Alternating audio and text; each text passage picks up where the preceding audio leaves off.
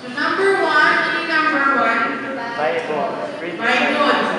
Determine what God's word says about the decision you make. Number two, prayer. Pray for God's clear guidance. Number three, talk to someone. Talk with someone with whom you have confidence about the decision you need to make. So last is number four, realize that God will open and close doors related to decisions that you need to make.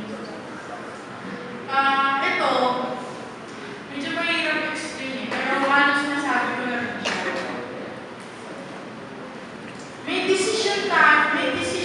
Meron tayo kailangan mag-desisyonan. So once na dumating yun, may desisyon na tayo agad, di ba? Kailangan ko mag-shift. Ang sinasabi ko, gusto ko mag-shift.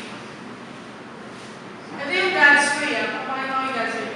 Kailangan ko mag-shift kasi ito yung gusto ko. Ito yung gusto ko bata pa lang ako. So, sabi sa TGI, if going basta muna ako ng Bible, babasa ko. So, pagbasa ko ng Bible, pray ka. Ang prayer mo, Lord, gusto ko mag-shift, tulungan mo ko. Pause. Ang ibig sabihin ng prayer mo, Lord, sumakain ka sa decision ko kasi ito yung gusto ko. Yun yung world's way. Pero ang prayer para sa God's way, Lord, gusto ko mag-shift, pero kung ano yung kalooban ko, yun ang masunod. Diba? Yun ang God's way. Yung number four, ganun tayo. Meron na tayong decision sa sarili natin. Ang kailangan lang natin, makonvince si God na yun yung gusto niya para sa atin. Makikipagmatigasan tayo. Sasabihin na hindi yan para sa'yo. Paano mo malalaman na hindi para sa'yo? Mahirap yung magdadaan mo. I-connect natin basta pag-shift ng course. Hindi agad nabigay mo sa yung credentials na hinihingi mo. Number one. Number two,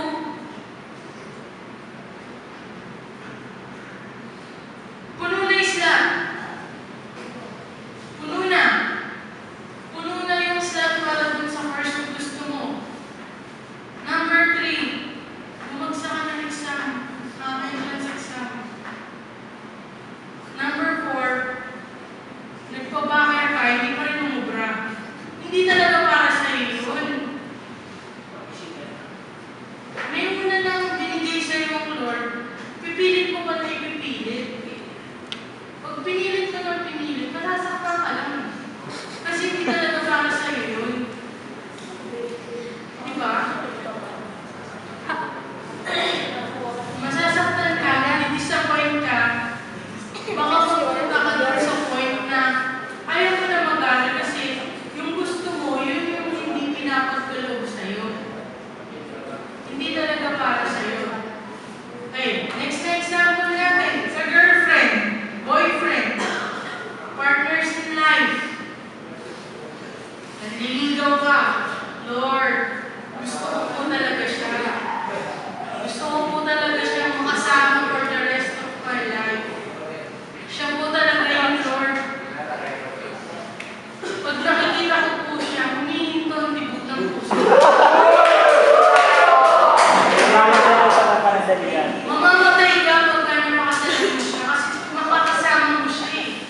Baka sa kasal pa lang patay ka na. Nag-gets ko na. Nag-gets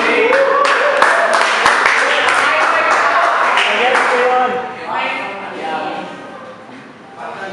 Guys, sa mga yun, number one,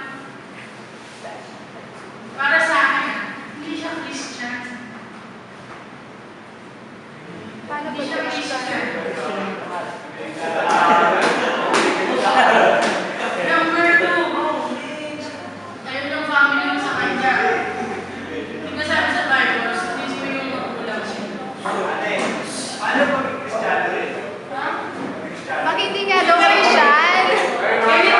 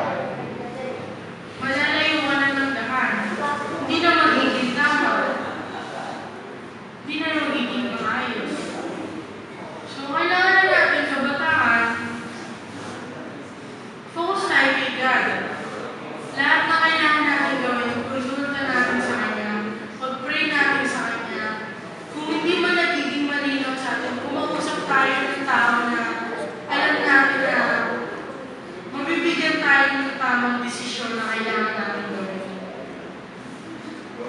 Okay? So, pray tayo. Lord, maraming salamat sa gabi na to, Panginoon.